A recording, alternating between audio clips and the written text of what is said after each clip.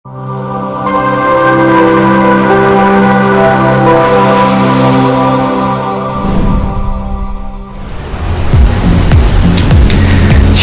saudara terkasih di dalam Tuhan. Berikut akan disampaikan update news untuk minggu ini. Yang pertama, jangan lupa untuk terus mengikuti online service ibadah raya setiap hari Minggu pukul 8 pagi. Yang kedua, jangan lupa juga untuk terus mengikuti seri pengajaran Church from Home setiap hari Kamis pukul 7 malam. Keduanya dapat kita saksikan di YouTube channel GPIA Glory to Glory. Ketiga, bagi yang ingin menabur untuk pekerjaan Tuhan di tempat kami, silakan dapat transfer ke rekening gereja berikut ini.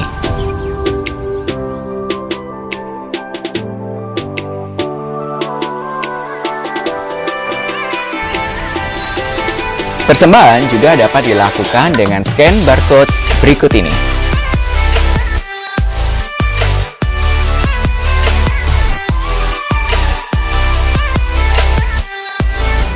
Sekarang, mari kita siapkan hati untuk mengikuti rangkaian ibadah pada hari ini. Happy Sunday everyone, and God bless you. Shalom Bapak Ibu terkasih dalam Tuhan, selamat siang. Sekali lagi suaranya, masa mau kalah sama yang tadi pagi, lebih heboh. Shalom semuanya. Apa kabarnya hari ini? Tetap semangat di dalam Yesus, pasti lebih baik. Haleluya, saya undang Bapak Ibu untuk balik berdiri, kita mau tinggikan nama Tuhan kita, amin. We'll be right back.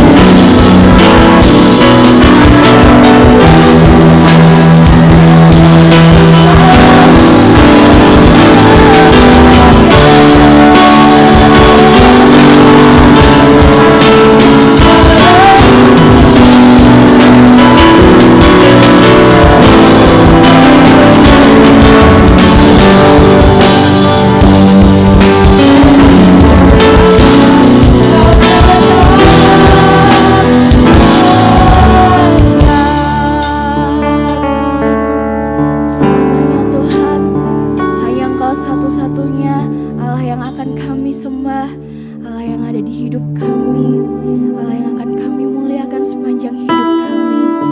Terima kasih Tuhan untuk segala penyertaan, untuk segala kasih yang Tuhan sudah beri buat setiap kami. Terima kasih untuk kesehatan yang Tuhan sudah kasih buat setiap kami.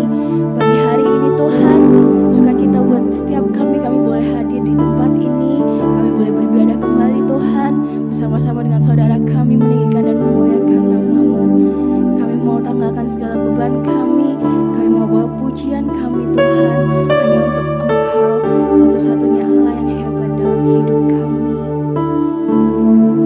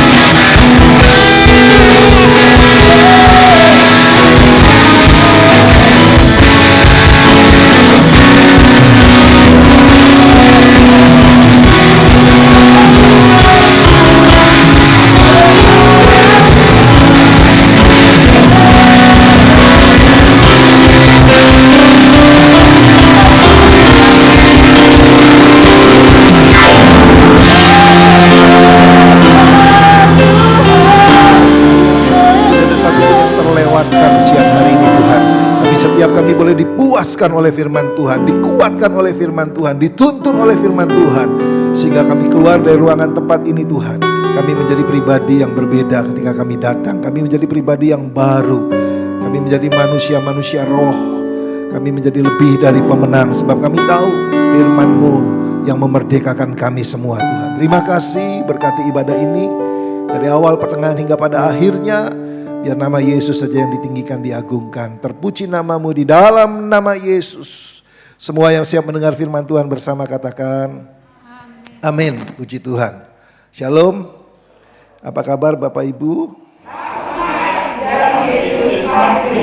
Tetap semangat dalam Yesus, pasti lebih baik. Ya.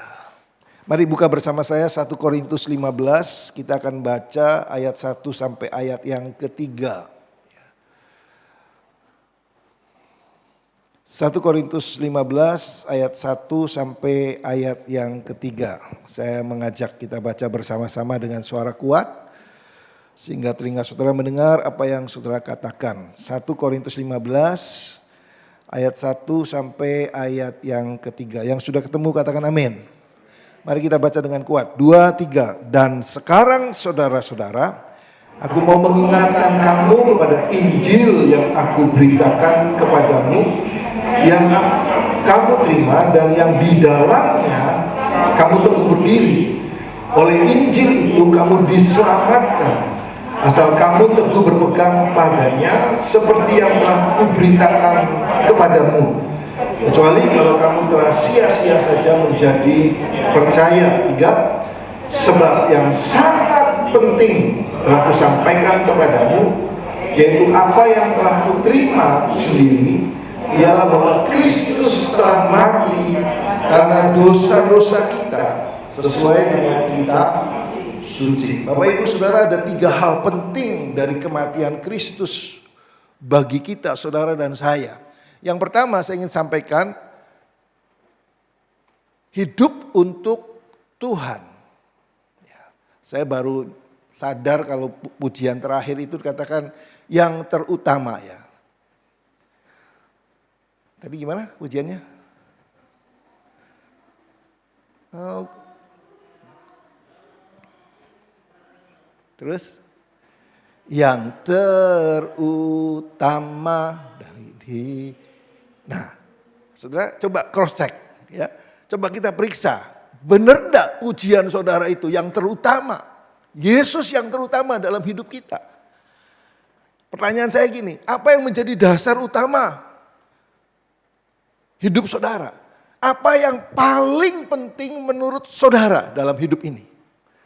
Karena jawaban saudara ini itu akan menunjukkan siapa saudara. Jawaban saudara ini akan menunjukkan apa fokus saudara. Jawaban saudara ini akan menunjukkan bagaimana keadaan saudara. Apakah benar Yesus yang utama? Ya. Paulus berkata gini, sebab yang sangat penting telah kusampaikan. Ya. Kalimat yang sangat penting, first important. Ya. Sesuatu yang paling penting dalam bahasa Yunani dikatakan protos, yang paling utama, yang awal, gitu saudara ya. Nah, apa yang paling utama, apa yang paling penting dalam hidup saudara? Kematian Kristus bagi saudara itu apa yang paling penting? Sebagian orang bilang gini, yang paling penting adalah uang, gitu ya. Sehingga ada ungkapan time is money. Time is money. Nah, perhatikan saudara. Ketika orang punya pandangan time is money, maka perhatikan. Kalau ngomong, bicara, yang dibicarakan pasti soal uang. Kalau berpikir, yang difikirkan pasti tentang uang. Untung rugi, bagaimana supaya dapat uang lebih banyak. Yang dikerjakan, yang dilakukan, yang ditindaknya, ya tindak lakunya. Semata-mata karena alasan uang. Nah saudara lihat saudara ya.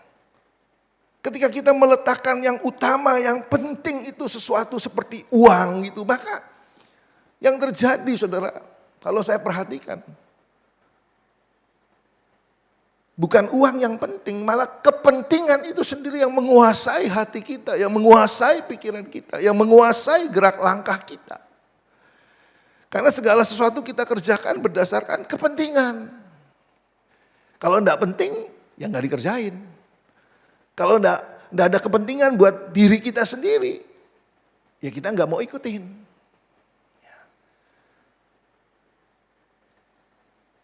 Padahal saudara,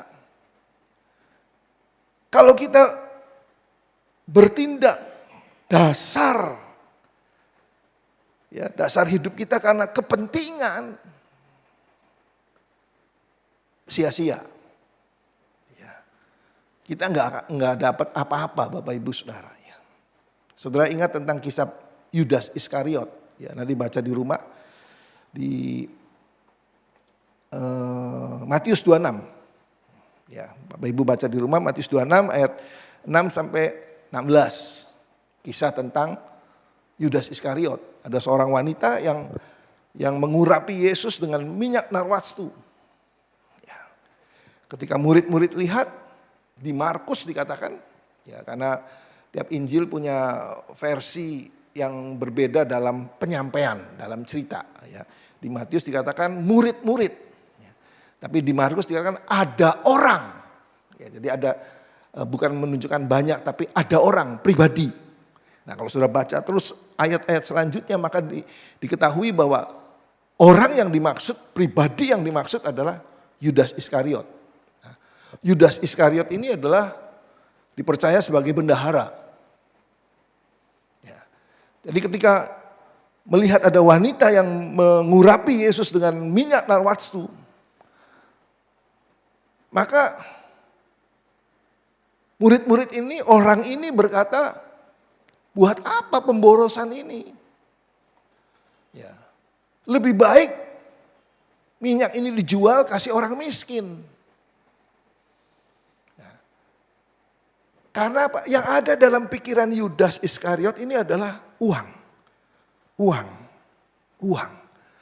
Jadi segala sesuatu yang dilihat, segala sesuatu yang didengar, semua pertimbangannya, ukurannya adalah kepentingan akan uang. Nah, Yesus bilang gini, memang yang miskin itu selalu ada padamu. Tapi orang ini, wanita ini, dia telah melakukan yang terbaik. Yang akan diingat sepanjang masa. Nah, apa yang terjadi Bapak Ibu Saudara? Akhirnya Yudas datang ke imam-imam. Coba kita lihat sebentar ya, Matius 26.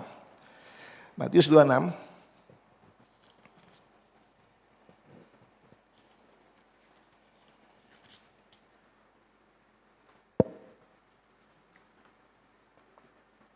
Matius 26 ayat 14.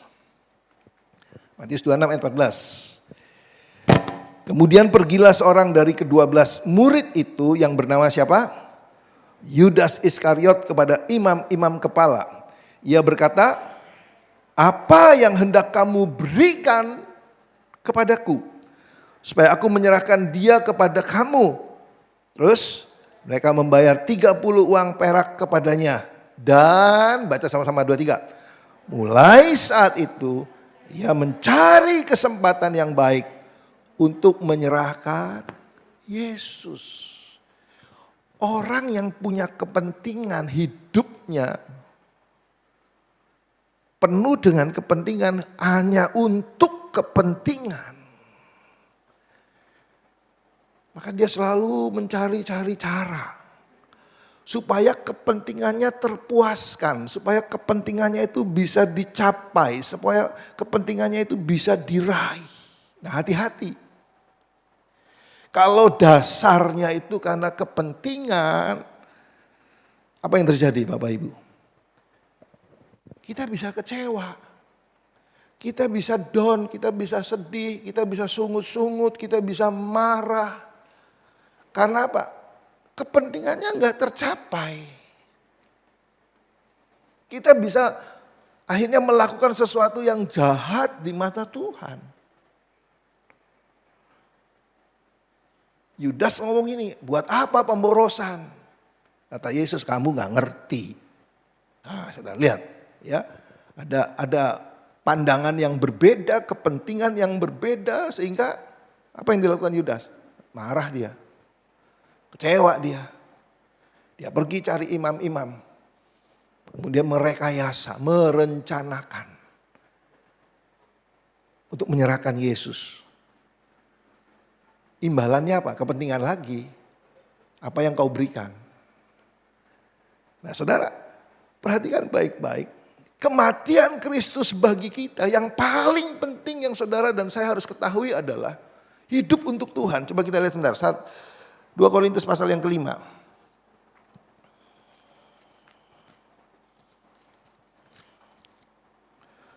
2 Korintus pasal yang kelima.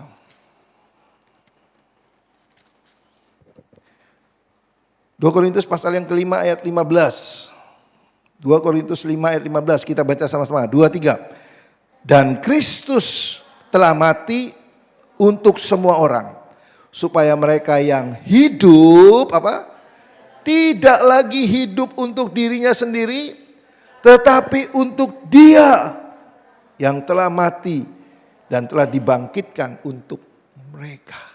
Yang paling penting dari kematian Kristus bagi kita, buat saudara dan saya adalah hidup kita sekarang ini untuk Tuhan. Yang mengerti katakan amin. Hidup kita ini untuk Tuhan. Bukan untuk hal-hal yang lain lagi. Artinya apa? Bukan saudara kemudian harus jadi hamba Tuhan. Enggak saudara.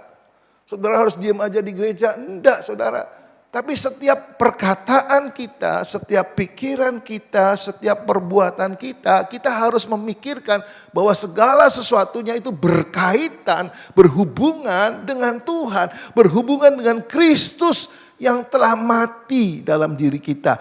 Kristus yang ada di dalam hidup kita. Itu yang harus kita pikirkan. Ya. Sehingga apa yang kita kerjakan, kita lakukan adalah terang benderang Bapak Ibu Saudara. Paulus berkata gini, hendaklah kamu menjadi suratan Kristus yang terbuka, yang bisa dibaca oleh semua orang. Ya.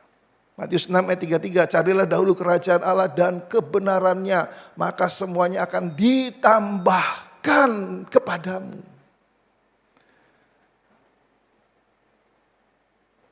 Yang utama cari Tuhan dan kebenarannya. Nah, tapi kan kebalik sekarang saudara. Yang dicari bukan Tuhan dan kebenarannya dulu. Tapi yang dicari apa? Tambahannya dulu saudara. Ya. Kalau ibadah ke gereja, melayani Tuhan. Bukan karena mengasihi Tuhan, bukan karena cinta Tuhan, bukan karena takut akan Tuhan. Tapi ada kepentingan-kepentingan yang lain yang menyertai.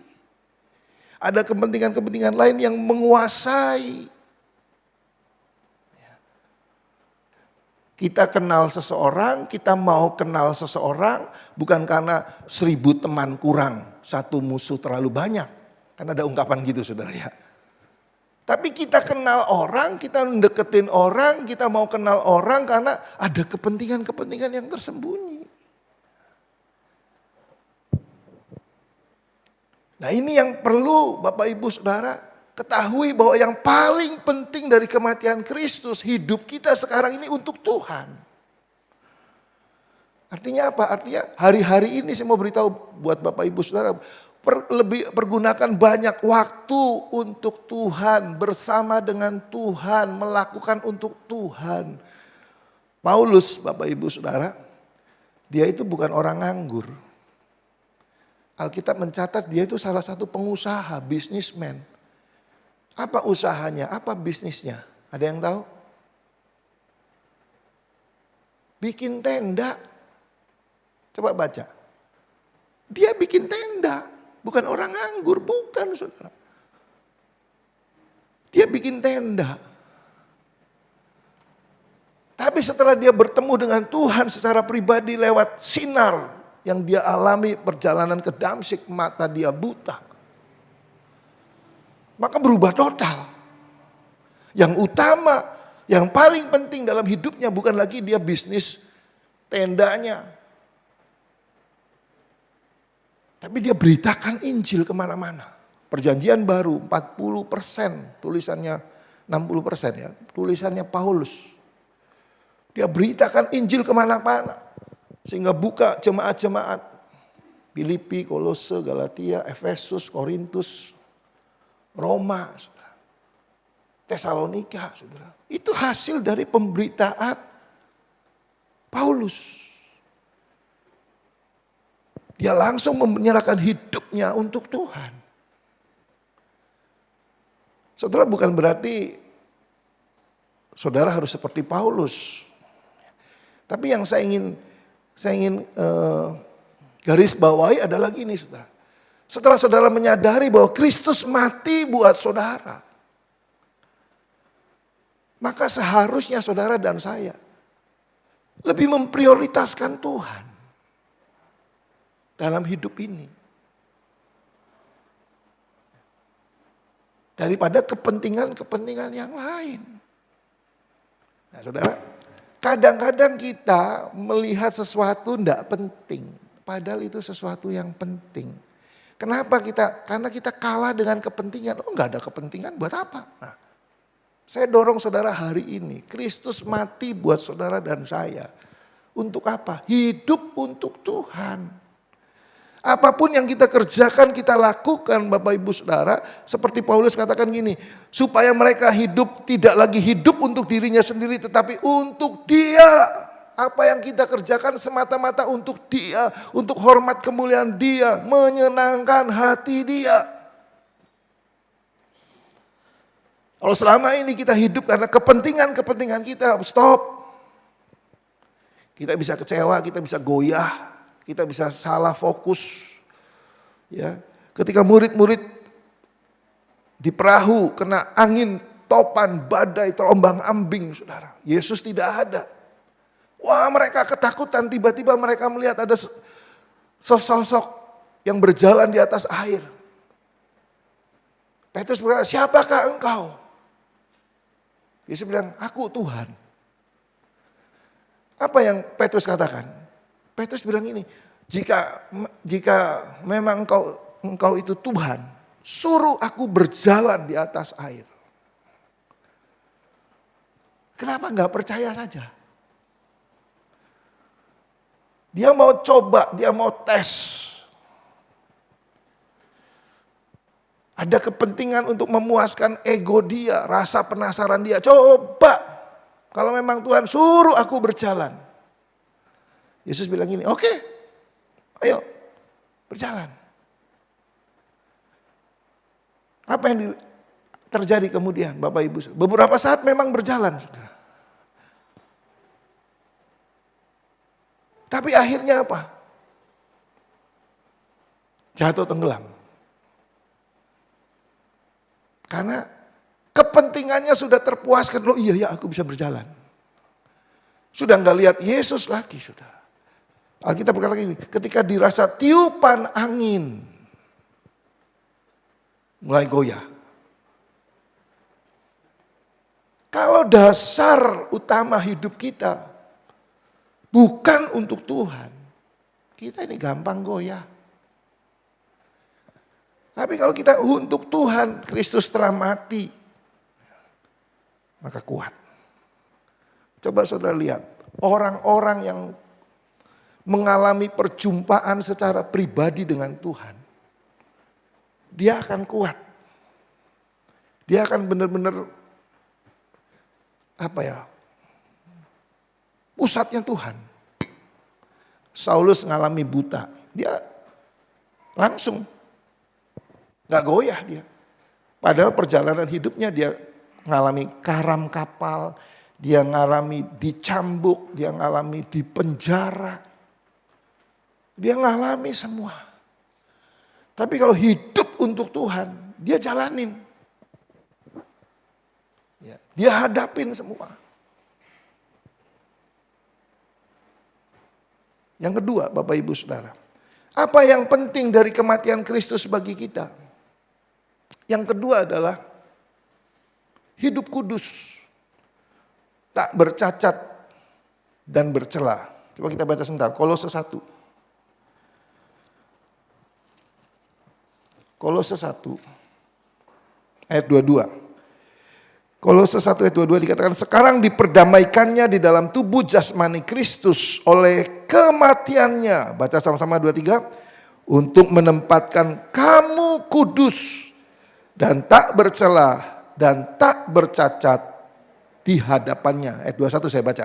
Juga kamu yang dahulu hidup jauh dari Allah dan yang memusuhinya dalam hati dan pikiran seperti yang nyata dari perbuatanmu yang jahat. Sekarang Alkitab katakan diperdamaikannya di dalam tubuh jasmani Kristus oleh kematiannya untuk, perhatikan, menempatkan kamu kudus dan tak bercacat dan tak bercela dan tak bercacat di hadapannya. Yang paling penting dari kematian Kristus bagi kita adalah hidup saudara dan saya harus kudus, tak bercela dan tak bercacat. Mungkin saudara berpikir, oh nggak bisa Pak, pasti ada cacatnya, pasti ada celahnya. Ya, manusia kan nggak bisa lepas dari namanya hilaf. Ya. Tapi maksud saya gini, ketika saudara mengerti kematian Kristus bagi kita, maka hidup yang kita jalan ini hidup yang lempeng-lempeng saja. Hidup yang lurus-lurus saja. Hidup yang gak perlu neka-neko Bapak Ibu Saudara. Alkitab katakan ini. Katakan ya di atas ya, tidak di atas tidak. Artinya hidupnya sudah apa adanya. You know? Depan belakang sama, tidak ada yang berubah, tidak ada yang berbeda.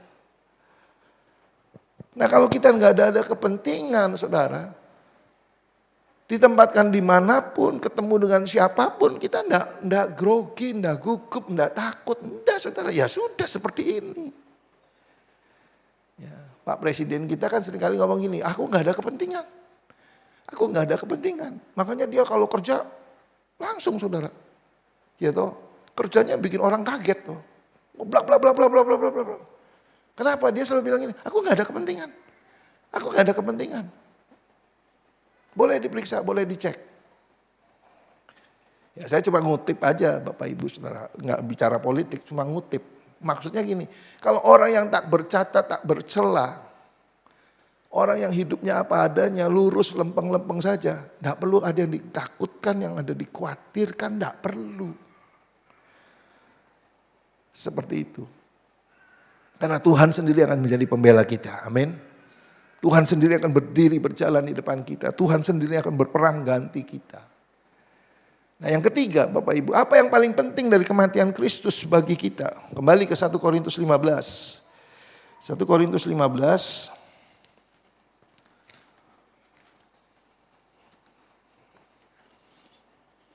Satu Korintus 15 ayat yang ke-10.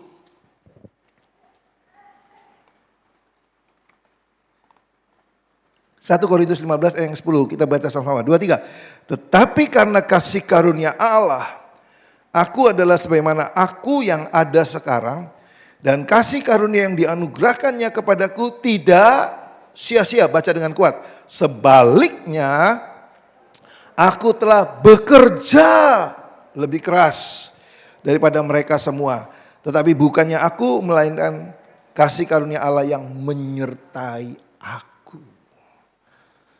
Saudara Paulus berkata yang paling penting dari kematian Kristus adalah membuat dia bekerja lebih keras lagi. Ini bicara ketekunan. Di Wahyu, coba kita baca sebentar. Wahyu pasal yang ke-14. Wahyu pasal 14. Ayat 12. Wahyu 14 ayat 12. Kita baca sama-sama. 2, 3. Yang penting di sini ialah apa? Ketekunan orang-orang kudus yang menuruti perintah Allah dan iman kepada Yesus.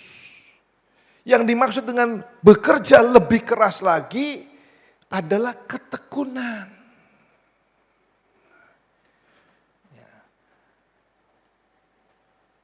Orang yang tekun ini gini saudara.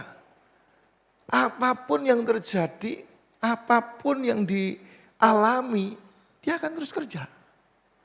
Dia akan terus jalani. Enak gak enak dia jalani.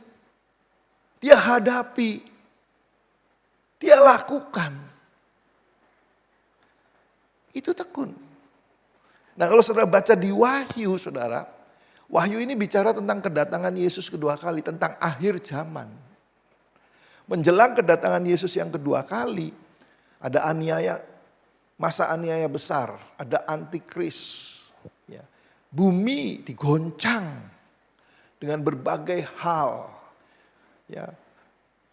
Keyakinan. Iman. Ya. Alkitab katakan ini, nanti akan datang saatnya. Saudara. Kita diperhadapkan percaya Yesus atau mati. Percaya Yesus atau enggak gitu maksud saya. Kalau percaya Yesus mati. Kalau enggak percaya Yesus dibiarkan hidup. Akan diperhadapkan. Makanya kalau baca Wahyu saudara. Ada 3 yang penting yang harus saudara dan saya miliki di masa akhir ini. Di situasi seperti ini. Coba kita baca sebentar ya. Wahyu 13. Wahyu 13 ayat yang ke-10. Wahyu 13 ayat yang ke-10.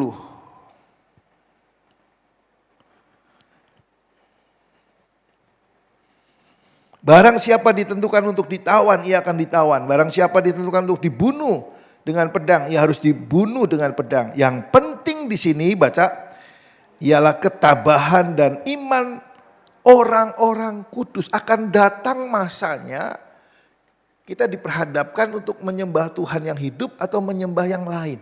Ya, nanti baca ya, Wahyu itu bicara tentang kejadian-kejadian yang akan datang. Kita diperhadapkan. Nah makanya dikatakan ini. Ada orang yang ditentukan ditawan, pasti ditawan. Ada orang yang ditentukan dibunuh, dibunuh. Nah, sampai pada titik pada saat itu diperlukan ketabahan dan iman. Terus apalagi ayat 18, Wahyu 13 ayat 18. Yang penting di sini ialah hikmat. Ya, barang siapa yang bijaksana, baiklah yang menghitung bilangan binatang itu, karena bilangan itu adalah bilangan seorang manusia dan bilangannya ialah 666. Akan datangnya bumi diperhadapkan dengan masalah-masalah ekonomi. Ya, kita tahu chip 666, saudara. Ya, kalau nggak ada tanda itu nggak boleh transaksi, nggak boleh jual beli, nggak boleh memiliki dan sebagainya dan sebagainya dan sebagainya. Kita akan diperhadapkan. Sebetulnya hari-hari ini kita sudah dikendalikan oleh yang namanya sistem. Dulu nggak ada GPS. Kita ke satu kota, kita bisa sudah antisipasi. Oh datang, kita udah lihat tanda-tanda. Oh iya tandanya gini, oh iya tandanya gini. Ya ngerti saudara. 1 hari, 2 hari kita sudah bisa hafal sebuah kota. Tapi sekarang kalau Bapak Ibu ke satu tempat, apa yang Bapak Ibu sudah lakukan? Halo? Pasang apa? Google Map. Betul? Enak dituntun. Oh langsung ke tempat. Saya tanya, 10-20 kali Bapak Ibu ke tempat itu tanpa Google Map, hafal enggak? Belum tentu hafal saudara. Belum tentu hafal. Kenapa? Karena kita sudah dikendalikan. Dikendalikan dengan seperti itu. Nah makanya yang penting adalah hikmat. Kemarin saya share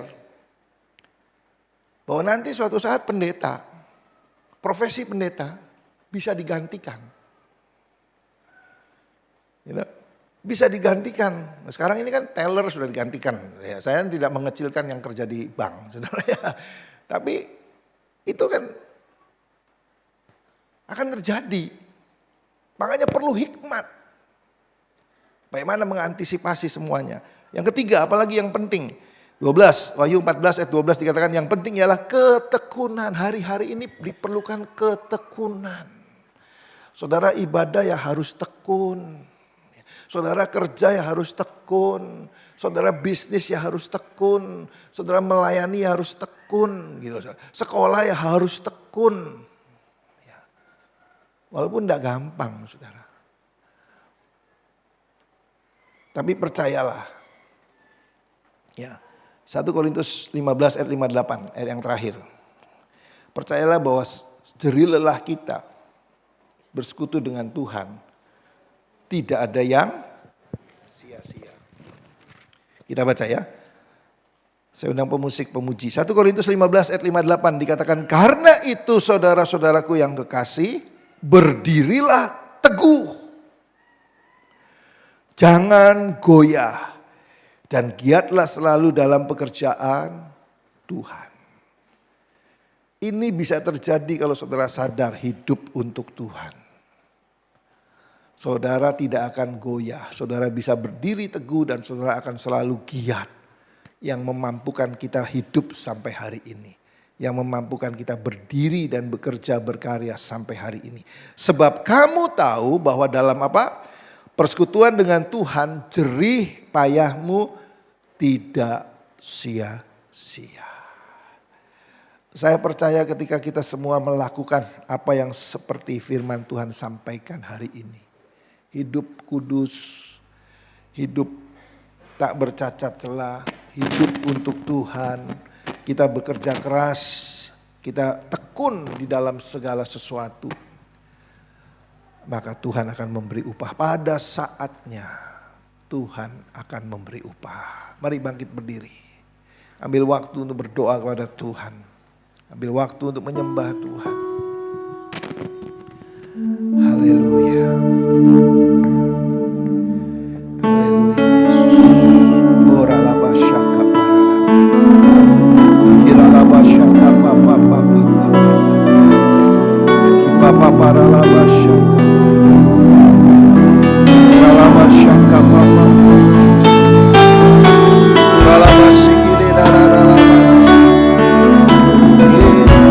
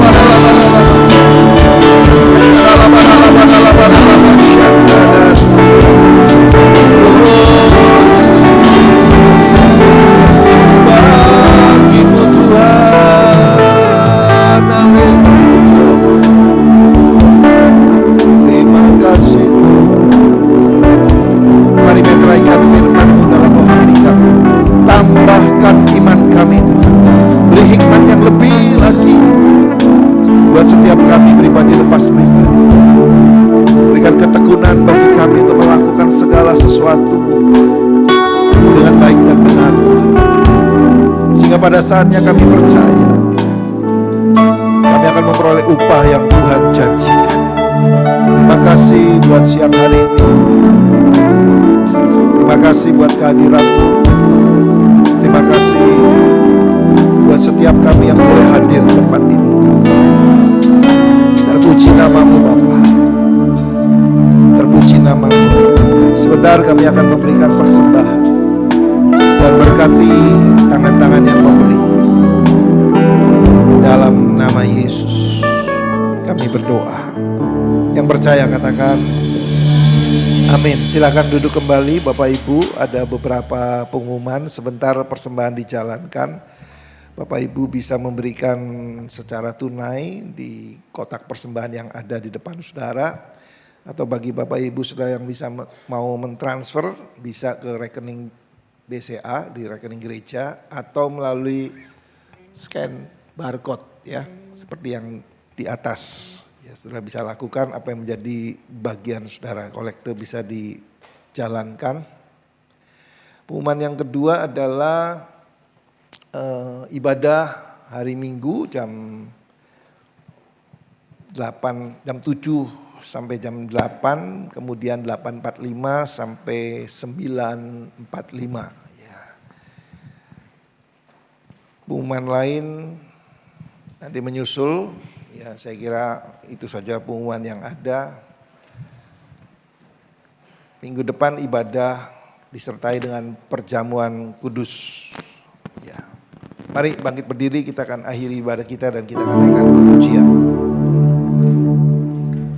Oh, yang berulang tahun minggu ini. Justin, wah ulang tahun 31 Agustus. Terus Pak Budi Santoso 3 September. Bu Ermin 4 September. Terus ya, selamat berulang tahun bagi mereka minggu ini. Ya, kita naikkan pujian.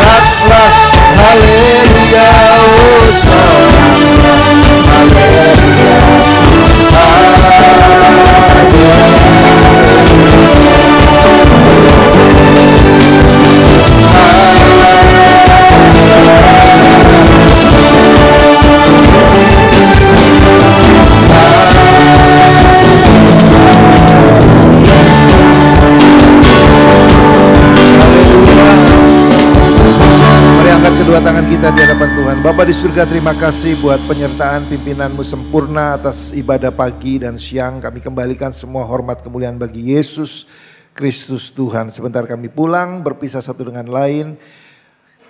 Kami percaya Tuhan hadir dan siap memberkati kami. Karena itu saudara, terimalah berkat yang datang dari tempat maha tinggi. Diberkatilah engkau pada waktu masuk, diberkatilah engkau pada waktu keluar. Diberkatilah rumah tanggamu, kehidupan nikah suami istri, orang tua anak diberkati. Segala pekerjaan usaha bisnismu dibuat berhasil beruntung. Diberkati karirmu terus naik menjadi kepala dan bukan ekor. Diberkati anak-anak